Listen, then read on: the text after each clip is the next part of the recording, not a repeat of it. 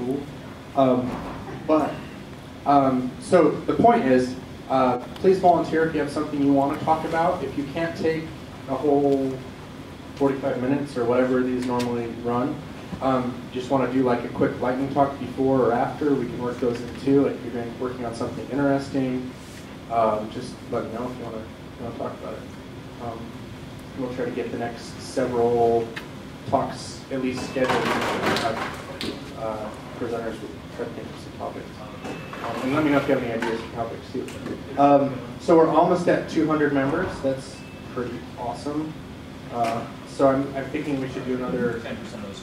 Yeah. Can't you see? About 200.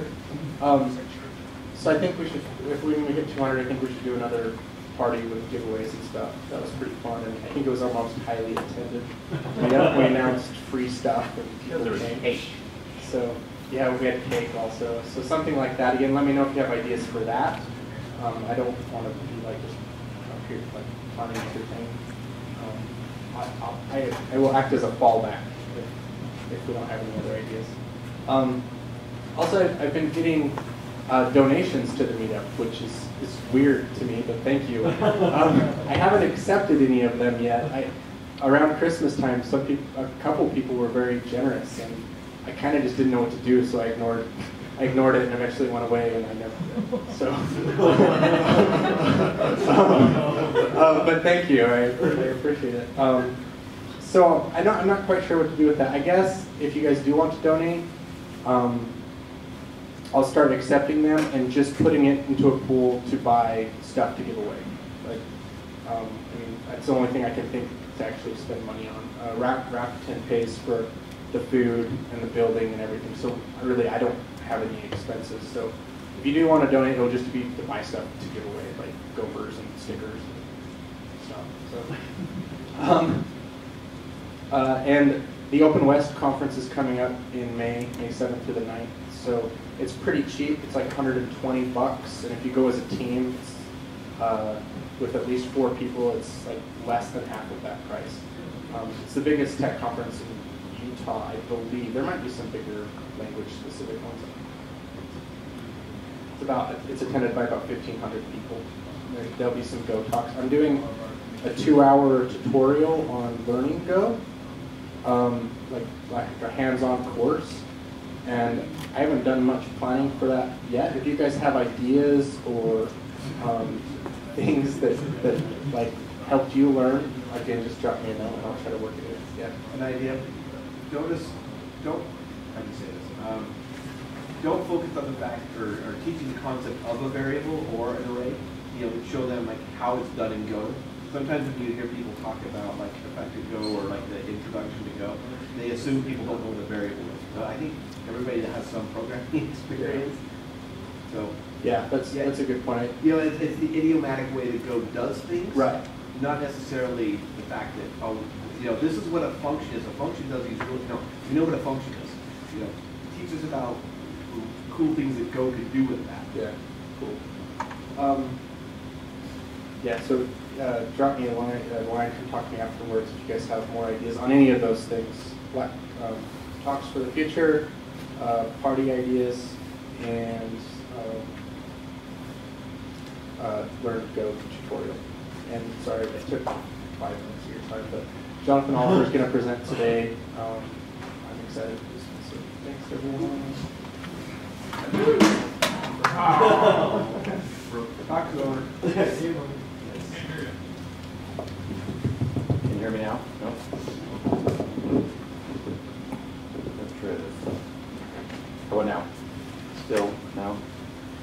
You want to crank it up?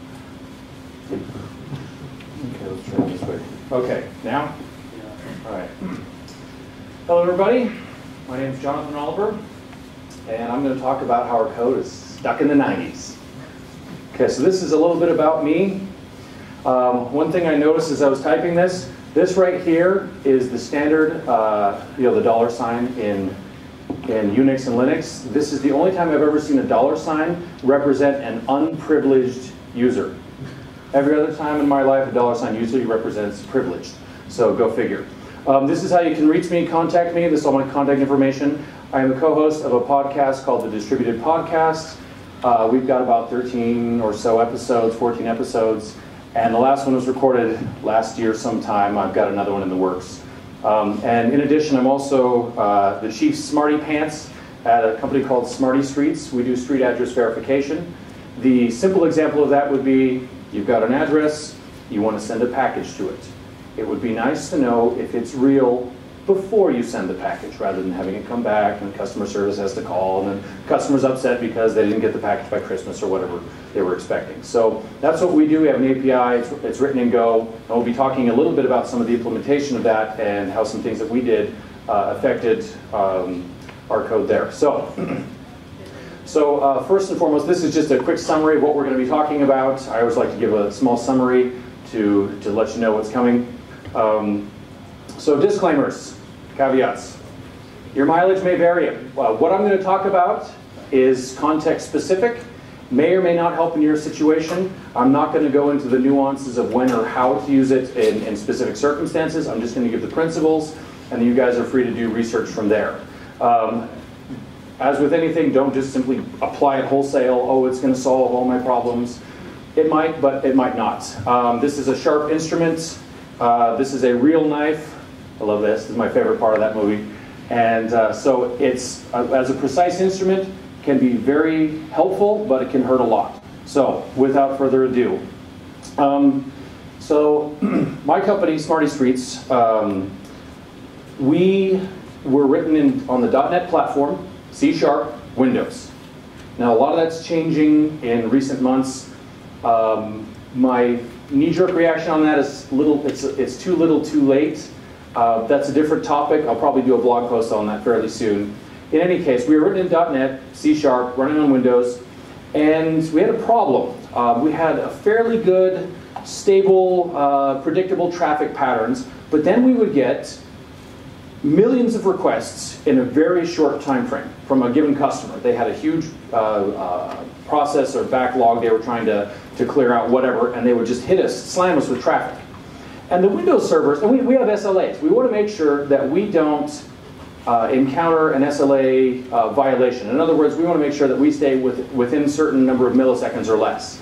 And the trouble was with these unpredictable traffic patterns, and previously we were on the Amazon cloud, and Amazon cloud can scale, it can auto scale, and Elastic Load Balancer can kind of scale as well. I mean, it can scale to these incredible numbers, but it doesn't handle burst spike traffic. And so what we found was that by the time the Windows servers came online to service the additional requests, the traffic had dissipated. So the trouble we had was we had to keep lots and lots and lots of servers online. So in the end, we took a step back and we said, okay, what is the pain we're experiencing with Windows? There was some performance-related concerns. There were any number of concerns, language. I've been a Windows guy since I was a little kid.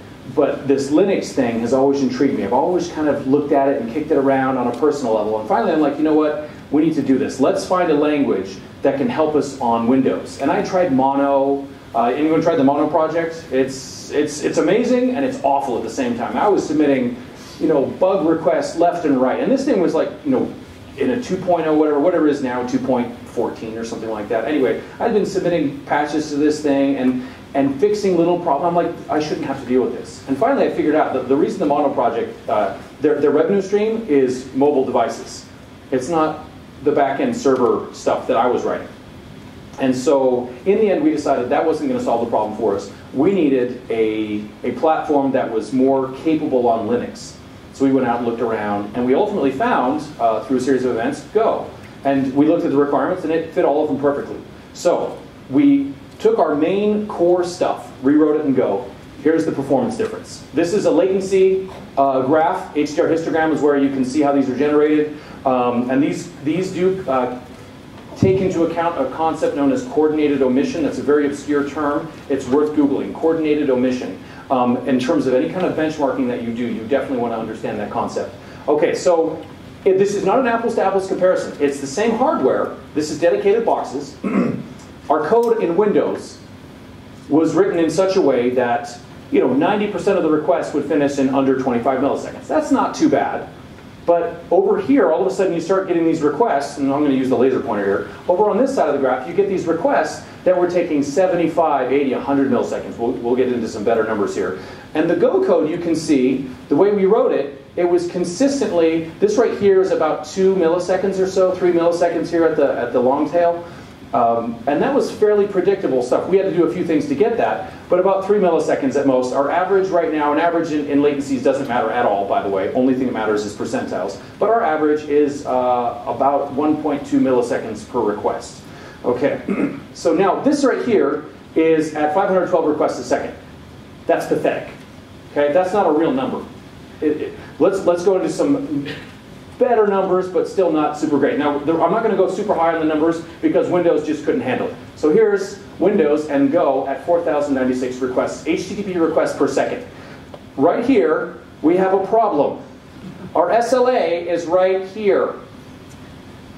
Okay, so you can see the trouble we're having. We have to have lots and lots and lots of Windows servers to handle the load. Now, we could rewrite the software, but I just felt like we were going to be back to where we were if we rewrote the software in C#. So in Go, this number right here is about 10, 15, I think this is around 20 milliseconds right there. So it's quite good. Okay, again, 4,096 requests per second, not a lot. 8,000 or so requests a second. Windows, it just keeps getting worse.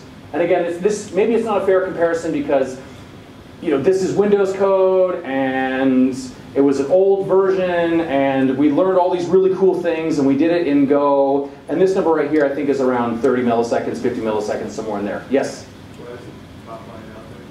This top line right here? It says, like, continuing number. Oh, it cuts off at 99.999%. So this is just representative, the number of requests. So let me just explain this real quick. 90% of the requests, and let me go back to an easier number to see.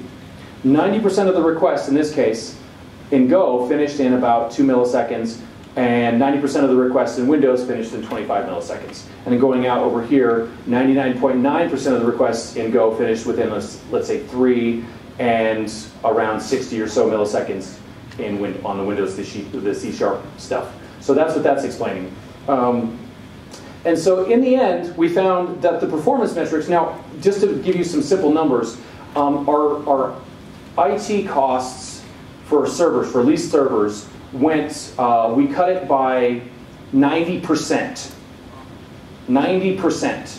Okay, number of lines of C# code, I think it's around, it was a 75% reduction in number of lines of code from C# to Go.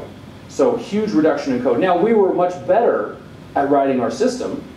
So is it a fair comparison? Not really. But this is a reality for us, and there's some real savings for us. And because there's much less code, it's easier to understand what's going on, easier to change it. Now, we're going to talk about the techniques we use to achieve some of this stuff. All right, so before we get into that, though, there's a trick here. So, I mean, any C guys in here? This is real. I mean, code, it takes a long time to compile. And so what are these guys doing? They're sword fighting on office chairs. Of course, that's what they're going to do. But Ken Thompson and Rob Pike, they wrote a programming language while they were waiting for the compiles. That's amazing, first and foremost. But what's interesting is we look at this, we look at the history of Go, and we often say, oh, it's the compile times. That's why the C compile times were so horrendous that they just wanted something that compiled faster. That's the meta problem. The real problem they were trying to solve was they have, at their jobs at Google, they're trying to build multi-core networked systems. They want to build systems that serve the needs of Google. The meta problem was it just took a long time. So they built a programming language that first and foremost met the needs of Google, multi-core network systems, and also helped them in their specific circumstance as programmers in terms of the compile times. So it's a win-win. All right, so now let's go into the ways in which our code, and this isn't any one of your guys' code, it isn't the 1990s, don't get offended, well, except for this guy right here. I checked out his code from CBS and SourceSafe, and yeah, it was COBOL. It was beautiful, it was great, loved it. I've actually dealt with COBOL, and my favorite variable name in COBOL was it was this huge source file. They didn't know this concept of functions. I don't even know if COBOL has functions. They would just copy and paste the code and then change it a little bit. This is government code, by the way. And there was a variable in there. They had to do a swap between two variables, and the variable was called stupid temporary variable. And I was like, okay, that's a great, so I'm going to use that for every time I do a swap. Okay, so let's talk about the problem with our code. We have this concept that I call it implicit messaging. I'm going to tell you a story. There's a marriage counselor here locally. He has some publications that are quite good. His name is John Lund, and he tells a story about a counseling job that he did where there was a family, 5 adult children, ages 25 through about 40, all of whom were in the middle of a divorce. All of them were getting divorced. And so one of the adult children had the sense to say, you know what, maybe this is systemic. Maybe it's something with us. I mean, that's very unusual in a divorce situation. And so they called John Lund and said, please come, just have dinner with us as a family. See what the deal is. So here's John Lund at a dinner with these 5 adult children and the mother and father of that family. They're sitting there having dinner, enjoying themselves, talking about whatever. And then John Lund looks over at the patriarch of the house, this older guy. He's just staring at something on the table. And pretty soon, one of the children, the adult children, notices. Hey, Dad, do you want the peas? Here's the peas. And he just keeps staring. Do you want the corn? Here's the corn. Nope. And he's just got this kind of frowny look on his face. And finally, one of them figured out, oh, hey, do you want the salt? Here you go, here's the salt. And he smiles, thank you, and he puts the salt on his meal, and he continues. And this marriage counselor, John Lund, he looks at that and says, oh, here's something. Here's something. So after dinner, he talks to this guy and says, well, you wanted the salt, right? Yes, yeah, I wanted the salt. Why didn't you ask for the salt? And he said, if you have to ask, it doesn't mean as much. He was a hint dropper.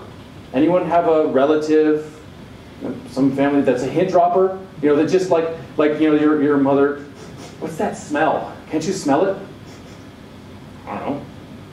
And finally, after, you know, it's so awful. What's that smell? Ultimately, you find out, oh, she wants the garbage taken out. It's this implicit kind of expectation that, you know, if you loved me, you would know. You would know what I wanted. And there's a big problem with that. We do this in our code all the time. Here is an example of implicit messaging in PHP. This is the 90s style. Now there's all kinds of problems with this code. SQL injection, I mean, it's bad. This is, well, at least, hold on, where is it? Right here. He put a semicolon right there. Actually, I wrote this code. Not like, just for example purposes, not in production. I'm not a PHP guy. Okay, and so over here, you know, just execute. So what's going on here? You know, of course, it's, you know, here's a script that's occurring, and it's updating the users table, and it's, you know, setting the first name, last name, phone, password. I guess at least he's hashing the password, which is more than I can say for a lot of organizations. And of course, then he's trusting the ID coming straight out of the, you know, the query string. I mean, there's all kinds of problems with this code. Yes, at least it's correct, syntactically correct SQL. It compiles. There we go. And so there's all kinds of trouble with this code. But apart from that, what is the script trying to accomplish? We don't really know. Let's go. Let's go ahead and move forward to Go. This is the exact same kind of code, but it's just Go. Instead of PHP, it's Go. And there's a handler here, you know. I never understood why they put the response and the request. It feels like they got that backward. The source and target and Go, it feels like they've got that reversed for me. I don't know. Anyway, so here's an HTTP handler, and it's just, you know, it's doing the exact same thing, but we don't, and it returns 200 when it's done. There's no error handling, you know, great. But we don't really know what they're trying to accomplish. They're updating the users table, but why? We don't know. So let's keep going and find out why. Another problem with this is that where does HTTP stop and the application start? There's no real clear separation between, this is just a little web. There's so many problems with this. I'd look at this, I mean, I guess it does the job. It updates the users table, kind of, unless the database is down. That's a different story. But the trouble I have with it is that there's no clear separation between HTTP and then the application. It's just all mixed together. And on a minimum, I guess you could say it works. but in terms of changing and extending it, understanding what the original author was trying to accomplish, we don't know any of that. Okay, so we've talked about how HTTP bleeds all over the application, and this is the trouble we had in .NET, the system that we had written. It was a web-based system receiving HTTP requests, and it was system, web, HTTP. Who, .NET guys? .NET? Anyone? No? Yeah, okay, so 2 people admit it. All right, so there's a couple of liars here and 2 people admit it. All right. But, I mean, you're HTTP context current. This is, hey, I forgot, I need something else off of HTTP. You're deep in the bowels of the application. I need another little piece of information so that I can decide how to move forward. And so this happens all the time. And I don't know if, PHP or any of these guys have something similar to this. So the other trouble I have is the intention. So we've talked about the boundary. There's no clear boundary, but I don't know what the user is trying to. In terms of separating the application, people are like, oh, I'll just use a DTO. I'll create a user DTO, and I'll grab all the bits and pieces of data that I need, and I'll stuff it into that DTO, and I'll send it on to the app. That's a start. But now we're just doing Ruby. And Ruby on Rails, the active record pattern. Now, how many of you guys are familiar with the active record pattern?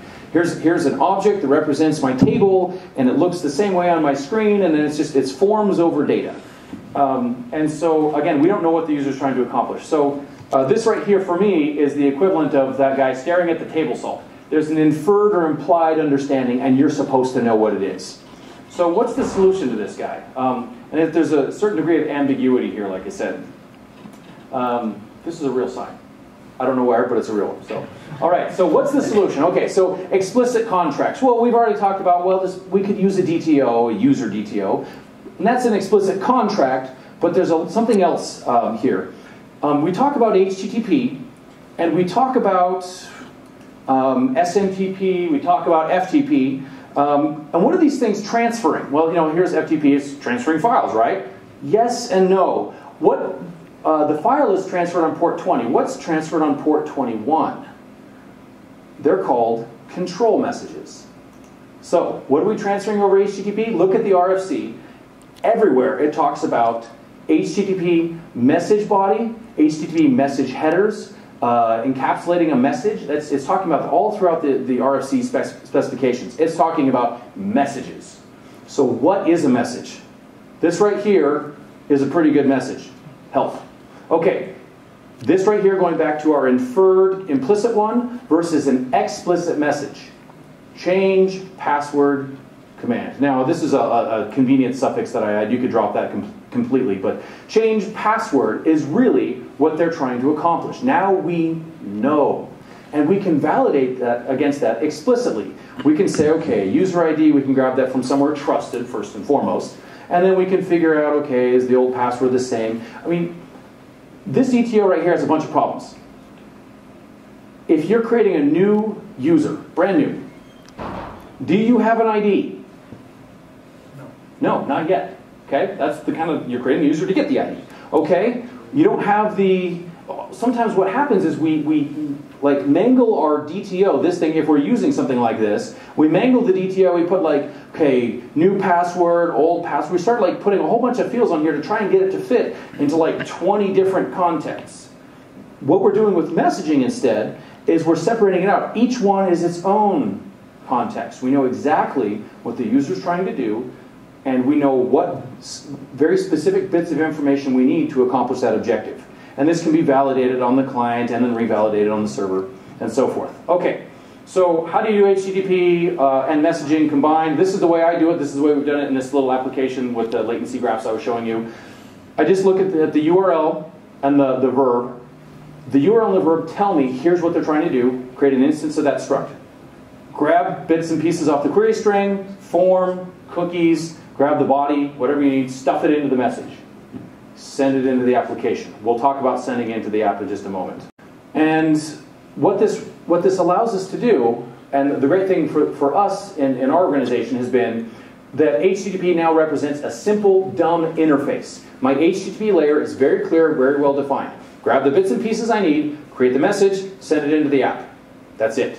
And maybe we'll get the response and then send the response back, serialize the response back to the client. We'll talk about that shortly. But in the end, HTTP represents a boundary. And we can now start to add in separate layers or separate interfaces into our application. Want to receive a message via SMTP? You can do that. You could send an email, basically, and it would then be an instruction to the application. It's totally possible. Dealing with stuff right from the CLI, right from the command line, RabbitMQ, whatever. Take your pick. We receive this message, we stuff it into the app, the application handles the rest of it for us. All right. So now we're going to talk about how we get that into the application. Go is awesome. It's got this cool feature called Go routines. Except they're horrible for things like HTTP. They're awesome and they're bad. Because when we have shared state on our HTTP handler, we've got a map because we need to compare this request against a map, or we've got a counter, or something like that. We've got this problem now. We now need to lock, and we have to have our own synchronization primitives around all of the HTTP code. And how many of you guys have code like this, or seen code like this? Locking, sync, atomic, whatever, atomic increment, whatever it is. Oh, this is a good one. Updating object references. In .NET and Java, my understanding is that updating an object reference is atomic.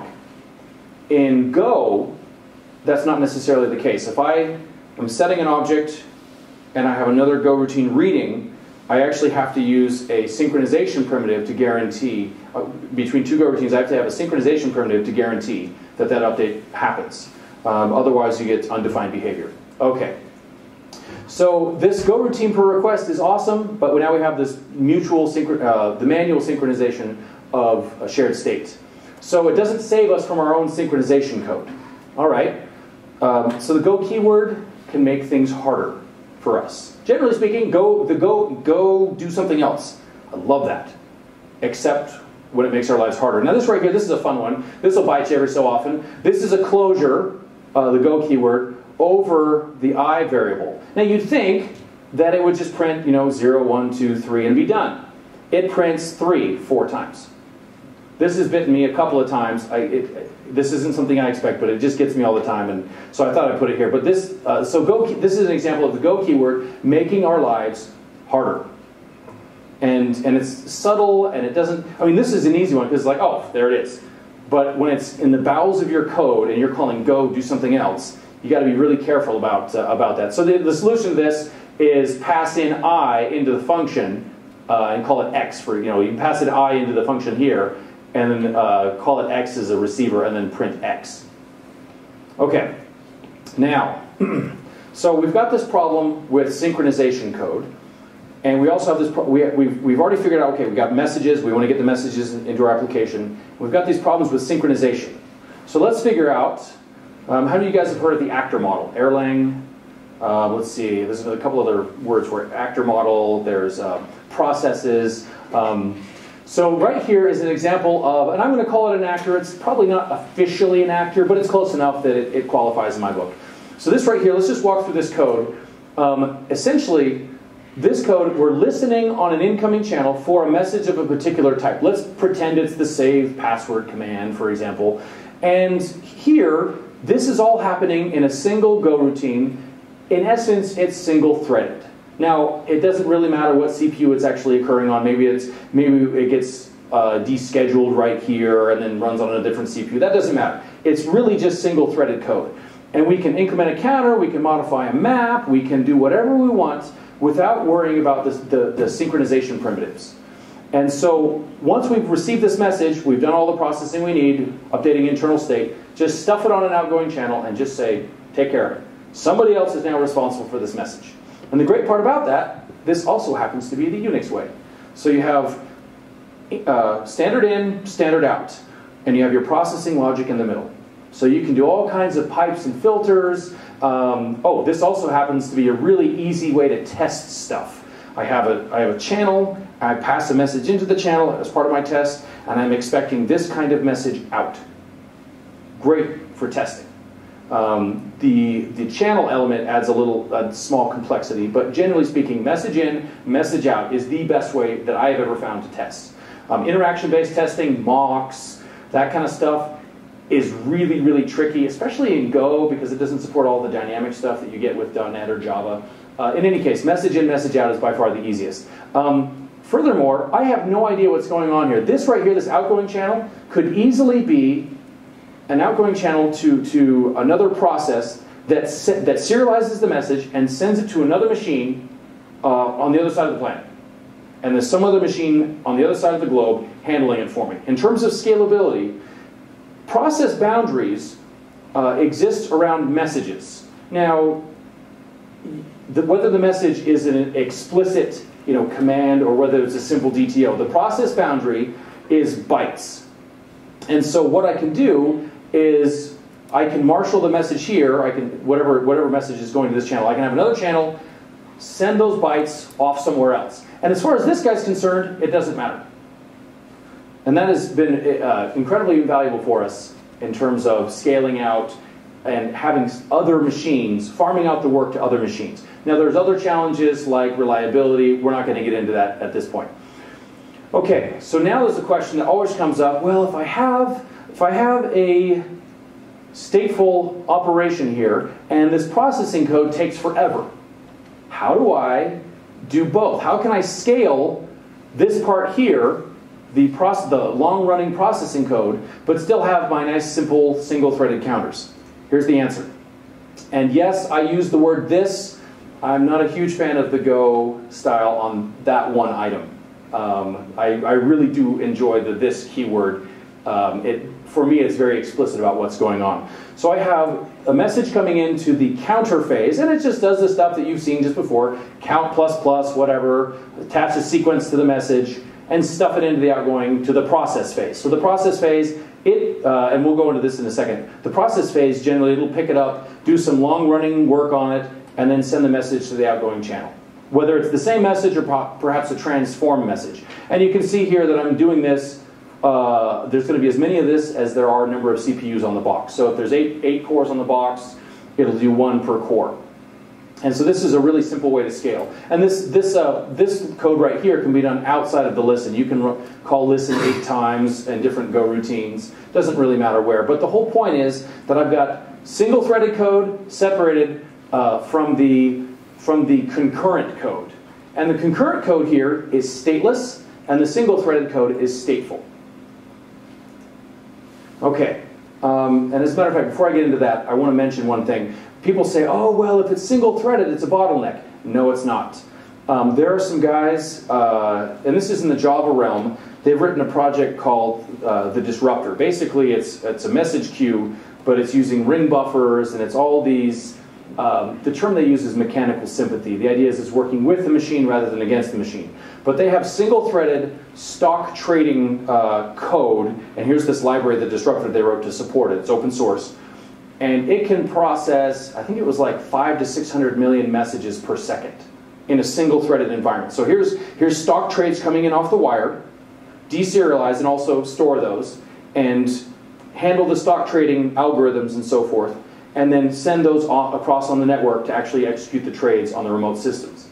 And they're inbound to outbound. They want to have it in, I believe it was 30 to 50 microseconds was in and out. And they're doing, and they're a stock trading platform, I should back up and say this. And they gave a presentation on it once when I was a few months ago. And this presentation, they were talking about downtime and slow time. And they said our slow time is between 30 milliseconds and 70 milliseconds because they're getting just bombarded with trades and orders and so forth. And they said 30 milliseconds to 70 milliseconds of any given second is our slow time. And it's like, I look at this and say, our slow time is like, yeah, evenings, and it's like 4 hours or 8 hours or whatever. And so going back to the single-threaded nature of this code is screaming fast. You can do hundreds of millions of those per second. This code here, not quite as fast. You could do about 20 million of those per second. The channel operations under the hood do a locking operation. It's not the fastest, but it's fast enough for virtually all use cases that I've seen. Okay, now the question comes in, HTTP in a typical handle, it comes in, we stuff the message into a channel, this is the application, and if it's buffered, the code continues until it hits the return and bails out. So this is a technique that we're using currently to prevent the HTTP from from returning and closing the connection and so forth. So we just create a simple little wait group up here. How many of you guys have used wait groups, familiar with wait groups? How many of you have never heard of wait groups or used them? Okay, so a wait group is basically this. It just says there is one thing that needs to be done, because I just said I add one to it. There's one thing that needs to be done. Inside of the app, and I pass the wait group into the application on the message. Inside the application somewhere, it's going to call waitgroup.done. And as soon as that .done happens, it's a signal back to this Go routine that the waiting is over and it can continue with processing. So the whole idea here is handle stops right in here. And you can do other things here, you can do other things here, just before and after the wait. But the essence of it is that that Go routine is parked until I have the application logic has been completed successfully, or even failed. And then I can report those results back to the caller over HTTP in this case. And I'm using HTTP almost exclusively here because virtually all the systems we work with are HTTP. Some people may work with UDP, TCP, doesn't matter, same principle applies in terms of blocking operations. Okay, so now, the other nice thing about channels, and this is buffer channels specifically, is the performance characteristics of an overloaded system. Most people don't know this, but what happens is as the number of processes increase, as there's more and more and more work to do, you hit a performance threshold, and all of a sudden it starts going down. Your per operation performance starts to plummet. And generally speaking, it's somewhere between 90–95% utilization. It tanks.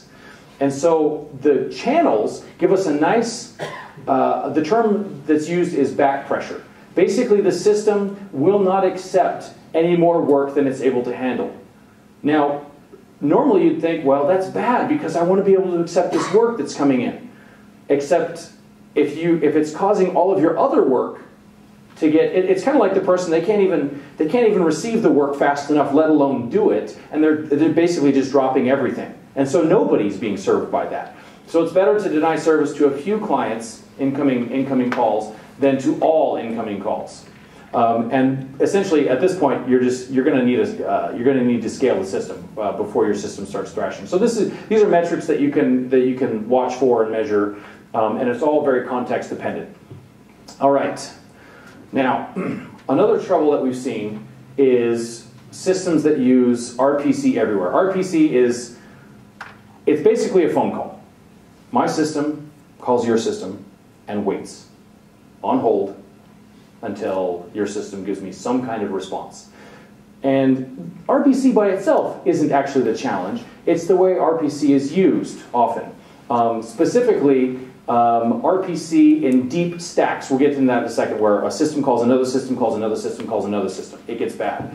And it all comes back to, these are just a couple of like about 11, there's varying lists for this, but the fallacies of distributed computing, if you've never seen this, it's definitely worth Googling and understanding. The first two are the most important that I've seen. Most programmers think, oh, the network, it just works. It's always up, and it'll never go down, and the database will always be there, and I don't have to worry about it. We never think about what happens when the network is down. What happens when the database is offline?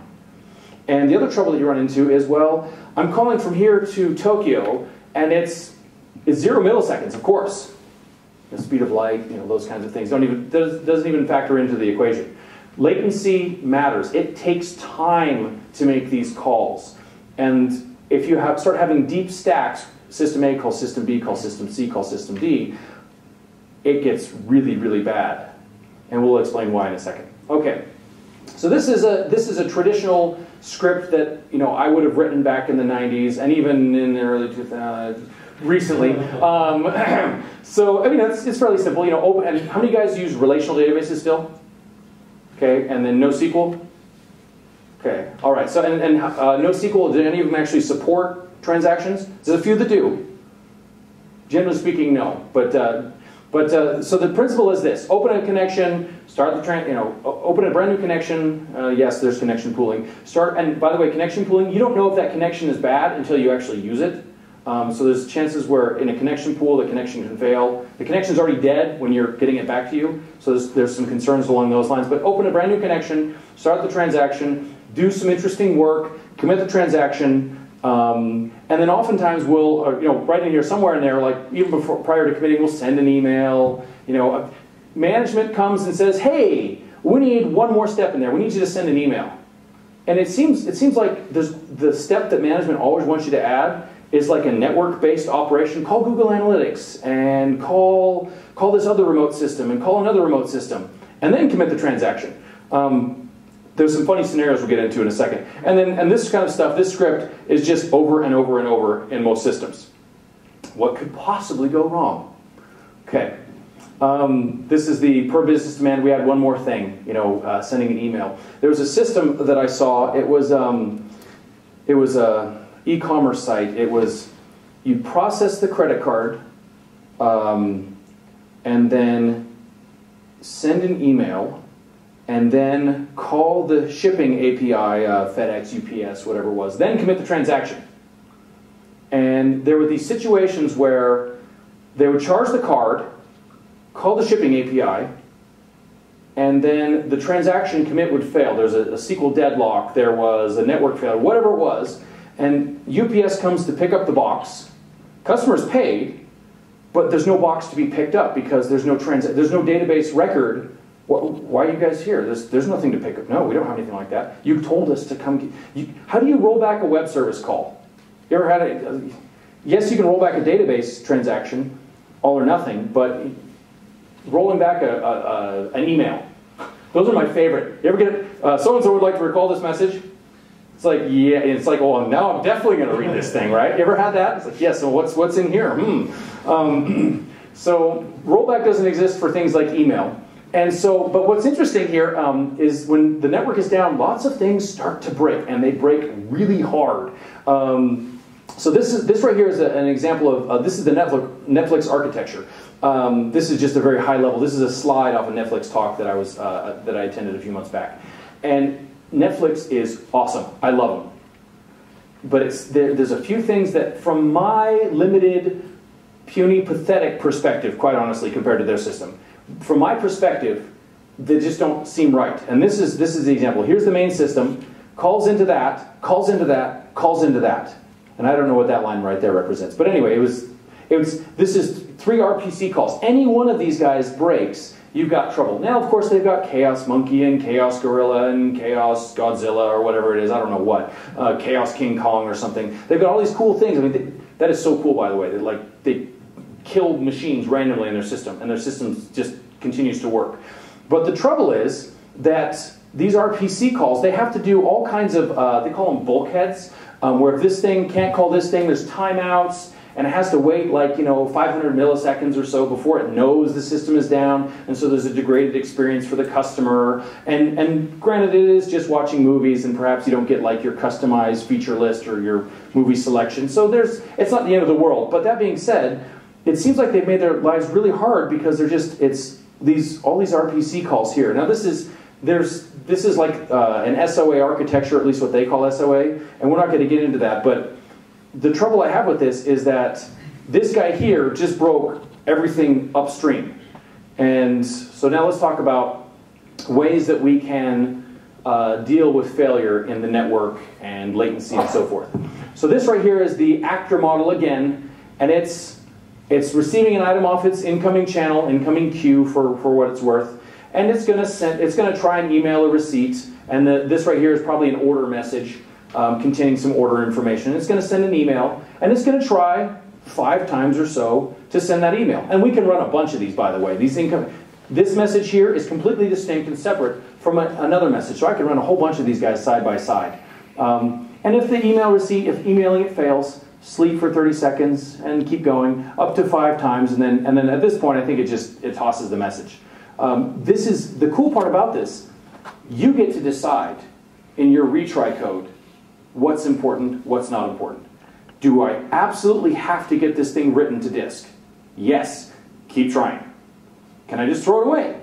That's fine too. You get to pick. You get to pick your timeouts. So the nice thing about this versus long transactions where there's all kinds of operations going, open transaction, business behavior commit, you get to decide on a very specific case-by-case basis per message, per workflow, what you're going to do when the network is down. And we've got some code like this in production, actually written in .NET, that when the database is down, it waits, and as soon as the database is back up, it just keeps going, keeps processing. When the message queue is down that it's receiving from, it just keeps trying to connect to the message queue back online, okay, pick up right where you left off. And it's been running in production for a year, no problems. It's been great. But this pattern is something that we've used over and over again. When the disk is full, yes, it happens. When the disk is full, you can send an alert, and you can just, this incoming channel can just receive and receive and wait and wait. At some point, you got to start throwing things away, perhaps, or you need to send an alert. There's all kinds of, it really depends on your application, the specifics of the message. Okay, here's the cool part that I like. This is the performance element. We get, using this pattern, a concept known as batching. So I moved a few months back, and boxing up your entire life and moving it to a new house. So old house, new house. All these boxes. Obviously, you take more than one box at a time in your car when you move. This is just something we understand when we're moving. Yes, I'm going to fill the car with boxes and go. But in code, because the complexity of doing multiple things at once, oftentimes we'll just say, you know what? Open transaction, start transaction, do the work, commit. Next item, start transaction, do the work, commit. But it's really, really slow. And I'm talking about, moving 100 boxes, put it in your car, go to the new house, unload, go back. The overhead, in this case of the network, overwhelms the cost, any other cost. So in this actor model, I can receive off this incoming queue a single message, add it to the work that needs to be done, and at some point, when there's no more work to be done, yes, you can run a length on an incoming channel.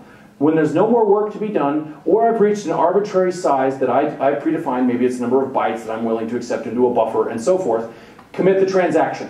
And then this one, if I need to start a new transaction. And again, this is a database-centric kind of view. It doesn't have to be databases. It's anything that supports any degree of batching.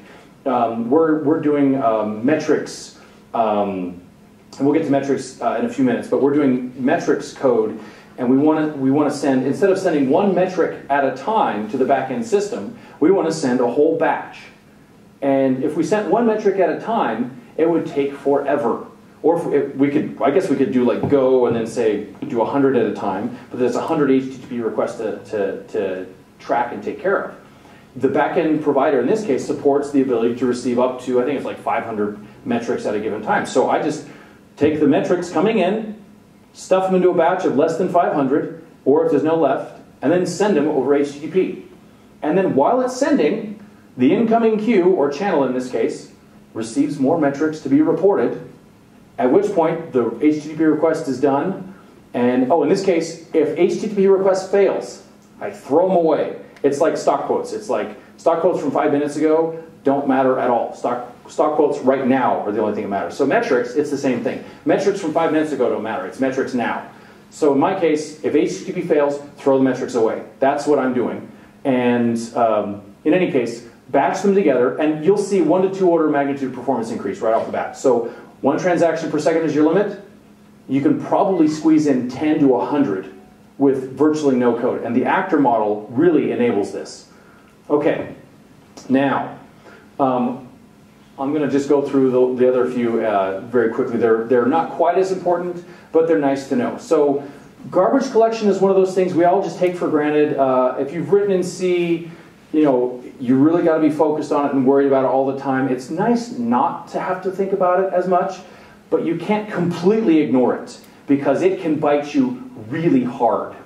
So the Go garbage collection implementation is very, very primitive, especially compared to Java. Java's got 20 years on this thing.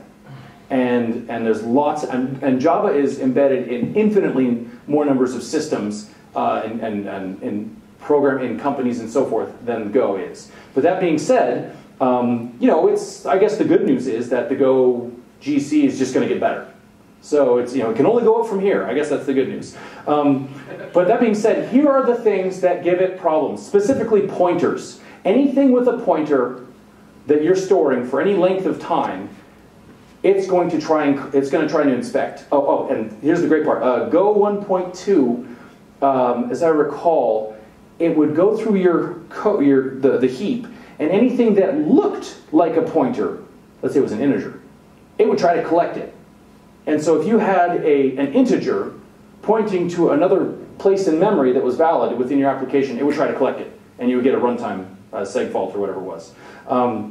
Now they fixed that, and it's getting better and better. But generally speaking, if you've got lots of pointers and you're storing for long periods of time, if you have a stateful application, these are things you really need to worry about. Most applications, most systems are going to be stateless. We're going to try and use the database for all the managing state. Go isn't really good yet with stateful applications. The garbage collection we'll get to, it takes a few minutes. This is a picture of a gun on a naval vessel called the Goalkeeper. The Goalkeeper's job is to target and shoot down incoming enemy fire, missiles, bombs, whatever.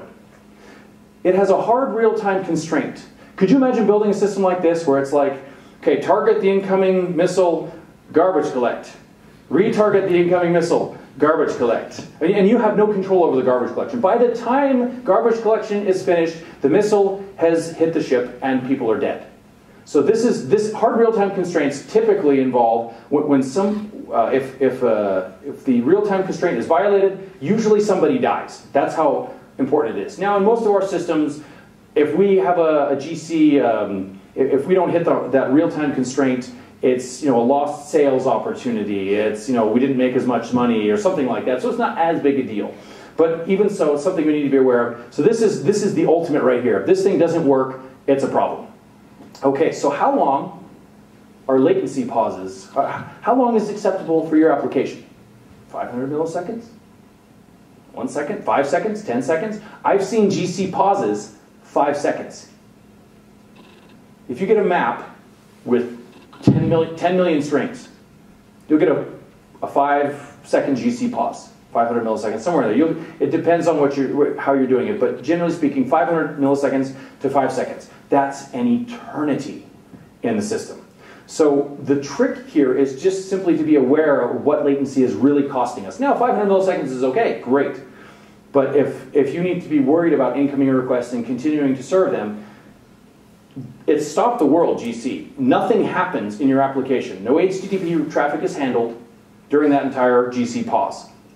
Okay, so the solution is simply understanding GC behavior. Measure, measure, measure. See what's happening. There's all kinds of, it's like runtime / is it debug, I think is the package, has all kinds of interesting metrics related to the size of the heap and GC pause times and so forth. A really interesting trick, you know, avoid pointers where possible. The biggest one that I've seen really good success with is pre-allocate and reuse structures where possible. And I try to avoid pointers on those structures. By doing so, I can then just use, okay, use this one, now use this one, now use the next one, use the next one, and so forth. And then GC, because there's no pointers here, it'll ignore it completely. There was a bug report I filed on GitHub a few months ago. It was a Golang nuts thread, and then someone else filed it on my behalf on GitHub. But here's the issue number, and basically the GC guys came back and I was like, okay, there's a map of int to int, and there's 10 million items in there, and I was getting a 500 millisecond GC pause. I'm like, there's no pointers to collect. Why am I getting a GC pause? And so they went through the whole rigmarole and ultimately decided, okay, yes, we can ignore, you know, if it's a structure, a map of structure to structure, we can ignore it, just leave it alone. And so that'll be coming out in 1.5. And if you're dealing anything with large bytes, byte buffers, things like that, if you can keep it off heap, you do have to track it. But it's a nice little technique where Go doesn't even ignore, it just ignores it, doesn't consider it, and it reduces your GC. So the size of the heap directly affects how often and how long GC takes. All right, last item and then we're done. Logging. Most people, okay, log, print line, okay, I'm done, it's great. And blogging's awesome, but it's just, you're so micro-focused. It's really hard to see what's happening in the system. And so this is where, okay, first and foremost, where are the logs stored? Are they stored?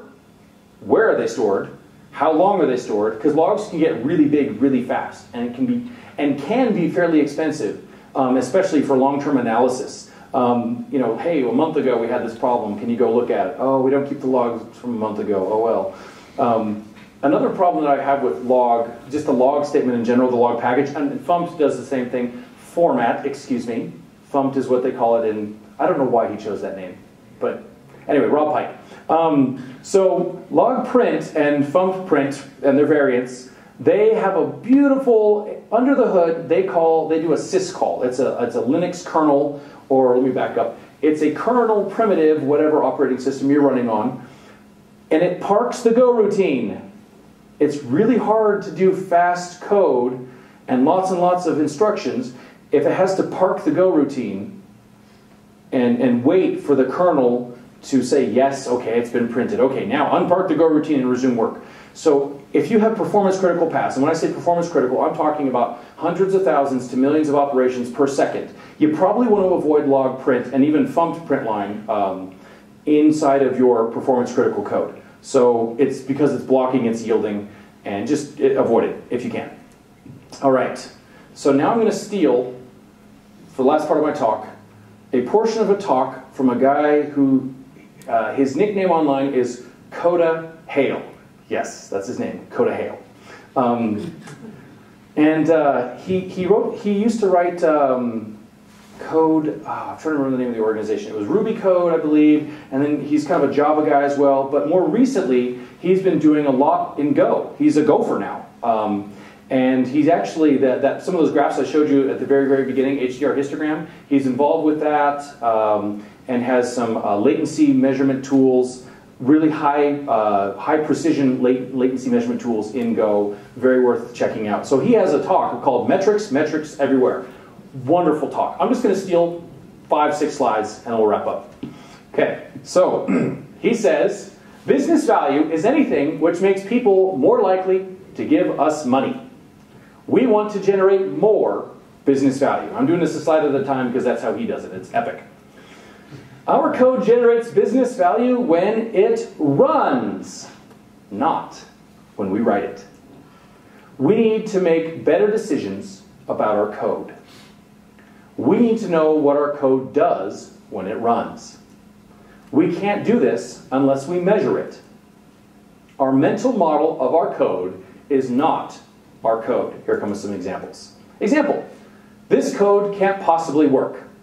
Result, it works. And he had some Ruby examples at the time. I didn't want to copy him in. But here's some code that can't possibly work. Result, it works. This code can't fail. It fails.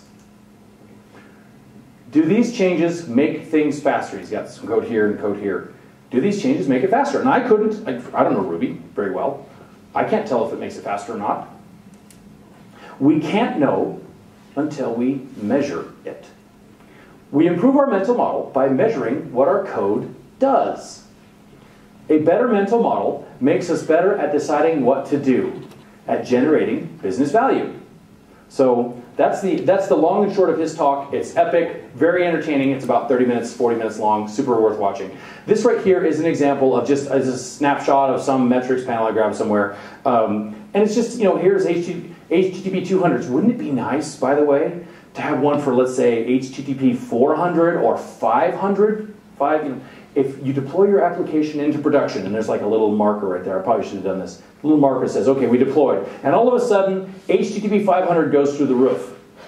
It's better that we know that our code is broken rather than our customers calling us and saying, you ever have this happen? Customers call, hey, you deployed, something changed, it's totally broken now. I guess we get this all the time, like even though we haven't made changes in 3 months, sorry. But at the same time, sometimes we actually have made a change. Well, you broke something. And it's nice to know, and I'm just using HTTP 200, let's just pretend this is 500. It's nice to know that 500 went through the roof when I deployed my code. So this helps us know what's going on. And something like this, we have something like this in production. We have, and I'll get to who we're using in a minute. We have some stuff like this in production. And literally every day, it helps us every day. Today, we had, let's see, we had in our system, everything's going along nice, and all of a sudden, within 45 seconds, we had 40 million requests come in into our system. And we saw latency go up a little bit, not too bad, but it was nice to see that the system handled it. I wouldn't even have known that happened at all previously. It's like, oh, well, these guys have a bunch more hits on their account. But it's really nice to see what's happening in the system, to visualize the paths and to understand what's happening in each level. And so this helps us, right, and again, this is just a simple example I grabbed, but so by instrumenting our application with, no big deal. Other questions?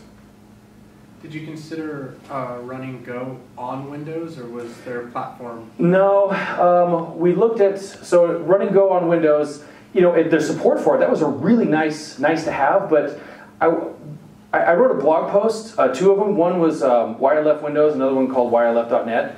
And those, like, top of Hacker News, and like, I remember my phone, this is like months after I wrote it, my phone was going nuts. It was like all these emails like, you're a Windows, or no, you're a Linux troll, or whatever it was. And I'm like, man, I've been using Windows since I was like, 10. But to answer your question more specifically, we were really trying to get away from Windows because, I mean, SSH, bash, curl, little things, top, I mean, htop, I mean, just little things, that I wanted to be able to do. It's like I want to be Vim. Anyway, yeah. There were also a lot of caveats on the Amazon Cloud which we were using at the time. It's easy to do it on Linux, but on Windows, oh yes, yeah, automation was very difficult. So to repeat what he just said, so Mike right here, he's one of my coworkers, and Jonathan Duncan, we call him Obi-Wan because he knows everything. But no, he really does. And so on the Amazon Cloud, which we were using at the time quite heavily, all throughout the docs you'd see Linux, oh, and except on Windows it needs to be this way. Oh, except it's not supported on Windows. And firing up a Windows instance would take like 20 minutes. And I could bring up a Linux box in 20 seconds, literally. I mean, how do you auto-scale a system? If your response time to scale is like measured in 20 minutes, half an hour, oh yeah, half an hour will be there, well, it's fine. That's 30 minutes, man, that's crazy.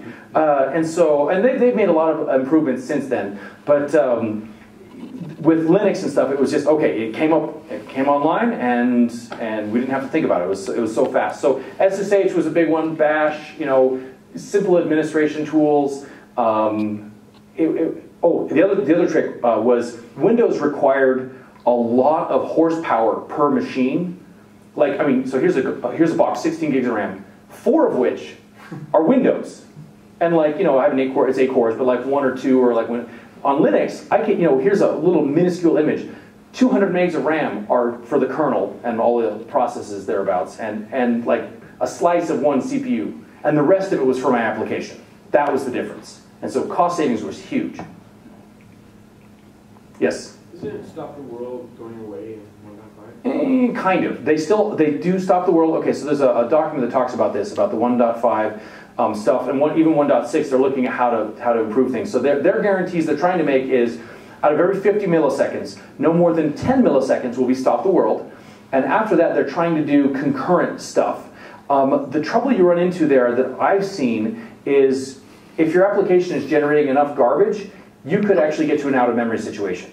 And so the GC improvements, yes, take them. I love them. But be aware of how much garbage you're generating and how much it costs to collect that garbage. And if there's a few simple tweaks that you can make, make this, don't make this, eliminate a pointer here, eliminate a pointer there. Don't use strings, use integers, something like that. Little cost savings, and it very much depends on your app. If you have a stateless app that's just a few megs of RAM, don't worry about it. GC's so fast. If you've got an app that's hundreds of megabytes of stateful data in memory, then yeah, you're going to feel it. But getting back to what you said, yes, I'll take the improvements, but we do need to be aware of what GC is doing. Yes? This is probably more of a newbie question, but you mentioned the channels do back pressure automatically. Yes. How does that exactly work? They just say, we've got 5 channels receiving on this, these 2 channels kind of clogged up, so Okay, good question. So the question is back pressure on the channels. How do the channels know? So there's the different kinds of channels. When you create a channel, you can say, I want this channel to be able to be working with n number of items at a time. By default, it's called a blocking channel, where I put an item in, and I can't put another one in until I receive an item off that channel. And so anyone else who's trying to put an item in the channel, they're going to wait. They block.